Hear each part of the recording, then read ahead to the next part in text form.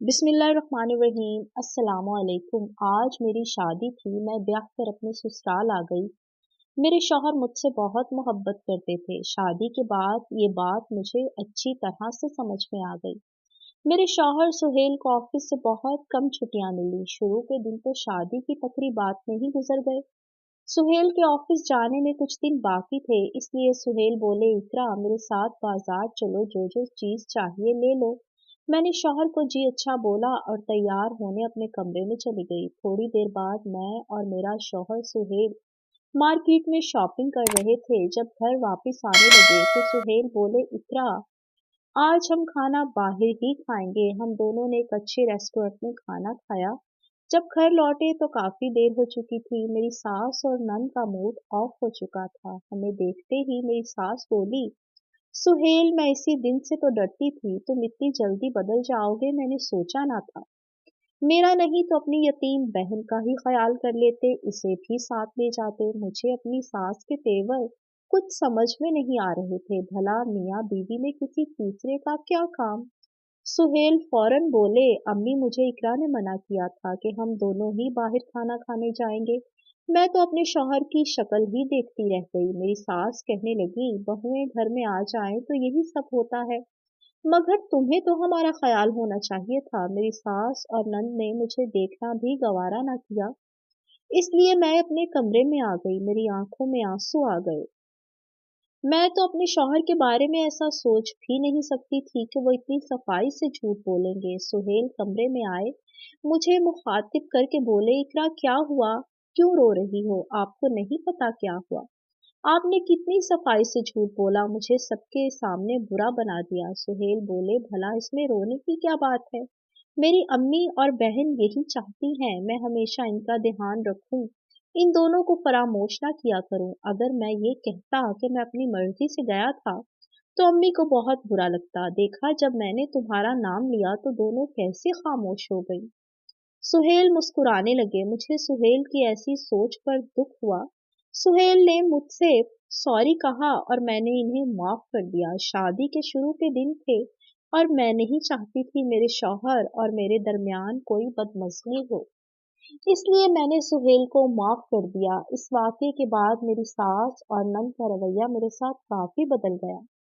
मैं सारी गलत फहमियां दूर करना चाहती थी, इसलिए सारा दिन घर के काम काज में लगी रही। सब घर वालों के कपड़े धोए, कपड़े छत पर डालने गई तो महसूस हुआ जैसे कोई मुझ पर नजर रखे हुए है। मैं बहुत डर गई। मेरे आसपास तो कोई भी ना था। मैं जब भी छत पर जाती यूं लगता जैसे कोई मुझे देख रहा है। मैं अपनी सास के कमरे में गई, इन्हें बताया, आंटी मुझे लगता है जैसे हमारे घर पर कोई नजर रखता है। मेरी सास बोली, ये सब तुम्हारा वहम है। मैं काफी सालों से यहाँ रह रही हूँ मगर कभी कोई मसला नहीं हुआ। फिर मुझे लगा हो सकता है ये मेरा वहम ही हो। रात को मैं खाना बनाने में मसरूफ हो गई। मैंने सारा खाना सुहेल की पसंद का बनाया। मैं सुहेल का इंतजार करने लगी। सुहेल ऑफिस से घर आए तो अपनी वालिदा के कमरे में इन्हें सलाम करने चले गए। थोड़ी देर बाद गुस्से में बिखरे हुए बाहर निकले और बोले, तुमने मेरी अम्मी से क्या कहा। मैंने तो कुछ भी नहीं कहा। इसी वक्त मेरी सास कमरे से निकली और बोली, तुमने मेरी बेटी पर इल्जाम लगाया है कि इसका चक्कर कई लड़कों के साथ चल रहा है और वो हमारे घर में ताका झाकी करते हैं। मेरी सास ने किस तरह बात को बदला। इसी वक्त सुहेल आगे आए और मेरे मुंह पर थप्पड़ दे मारा और बोले, तुम कहना क्या चाहती हो, मेरी अम्मी झूठ बोल रही हैं। मैं तुम्हें तलाक देता हूँ, तलाक देता हूँ। सुहेल ने मुझे 3 तलाकें दे डाली। मैं अपने कमरे में आकर ज़ारों की तार रोने लगी और अपना तमाम सामान इकट्ठा करने लगी। कमरे से बाहर जाने लगी। सुहेल बोले, इकरा कहाँ जा रही हो। पता नहीं कहाँ जाऊंगी, मगर अब यहाँ तो नहीं रह सकती। आपने मुझे तलाक दे दी है। मेरी बात सुनकर सुहेल का रंग पीला पड़ गया। सुहेल ने मेरे आगे हाथ जोड़े, खुदा के लिए इकरा मत जाओ, मैं तुम्हारे बगैर मर जाऊंगा, मेरे घर से मत जाओ, हम दोनों मिलकर इस मसले का कोई हल निकाल लेंगे। सुहेल की हालत बहुत खराब थी, इसलिए मुझे मजबूरन रुकना पड़ा। सुहेल ने मुझे घर रुकने का कहा और खुद घर से चले गए और बोले, इकरा जब तुम्हारी इद्दत पूरी हो जाएगी मैं घर लौट आऊंगा। इकरा हम दोनों अगर दोबारा एक होना चाहते हैं तो तुम्हें मेरी खातिर एक कुर्बानी देनी पड़ेगी। मैंने एक शख्स का इंतज़ाम किया है, तुम्हें इससे निकाह करना पड़ेगा। फिर तुम तलाक ले लेना और हिलाला के बाद तुम मुझसे दोबारा निकाह कर लेना। मेरे लिए ये हालात बहुत संगीन थे। मेरे सर पर तो मेरे बाप का साया भी ना था। मजबूरन मैंने शौहर की बात मान ली। अगले दिन सुहेल एक शख्स को लाए और मेरा निकाह इससे करवा दिया। मैं रुखसत होकर अपने दूसरे शौहर के घर आ गई। मेरा दूसरा शौहर रात को मेरे कमरे में आया। जो ही मेरा घूंघट उठाया तो मेरे कदमों तले से जमीन निकल गई, क्योंकि वो तो ये इन दिनों की बात है जब मैं कॉलेज जाया करती थी। कॉलेज तो अब्बू मुझे छोड़कर आते और कॉलेज से लेकर भी अब्बू ही आते। एक दिन कॉलेज से निकली तो एक शख्स मेरे पास आया और बोला, आज आपके अब्बू नहीं आए, उन्होंने आपको लाने के लिए मुझे भेजा है।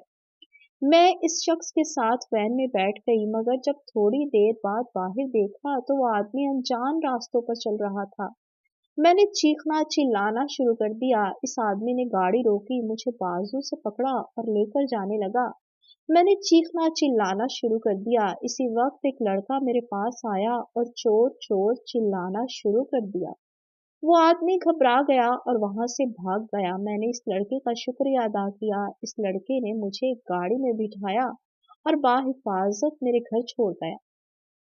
जब मेरे दूसरे शौहर ने मेरा घूंघट उठाया तो मैं ये देखकर हैरान रह गई। ये तो वही लड़का मजीद है जिसने मुझे अगवा होने से बचाया था। मजीद बोला, इकरा, मैंने जब से तुम्हें देखा तुम्हारी मोहब्बत में मुब्तला हो गया हूँ। मैंने अपनी वालिदा को तुम्हारे घर रिश्ते के लिए भेजा तो पता चला तुम्हारी शादी हो चुकी है। मैं तुम्हारी एक झलक देखने के लिए अक्सर तुम्हारी गली के चक्कर लगाता था। एक दिन मालूम हुआ तुम्हारे शौहर ने तुम्हें तलाक दे दी है। तुम्हारे हलाले के लिए किसी शख्स को ढूंढ रहा है। मैंने इससे राब्ता किया और हलाले के लिए मान गया। मजीद ने मुझे बहुत खुश रखा, वो बहुत अच्छा इंसान था। मजीद ने मुझे शादी के तीसरे दिन तलाक देनी थी। मजीद मेरे पास आकर बोला, मैं तुम्हारी बहुत इज्जत करता हूँ, तुम्हें बहुत खुश रखूंगा, मुझे छोड़कर मत जाना। मजीद ने मुझसे कहा, इकरा, तुम्हारे शौहर ने तुम्हें पहले तलाक दी, हो सकता है तुम्हें दोबारा फिर तलाक दे दे। मैंने मजीद से दोबारा तलाक नहीं ली और हंसी खुशी रहने लगी। अगर आप हमारे चैनल पर नए हैं और आपको ये स्टोरी अच्छी लगी तो काइंडली हमारे चैनल को लाइक करें, शेयर करें, सब्सक्राइब करें। Thank you.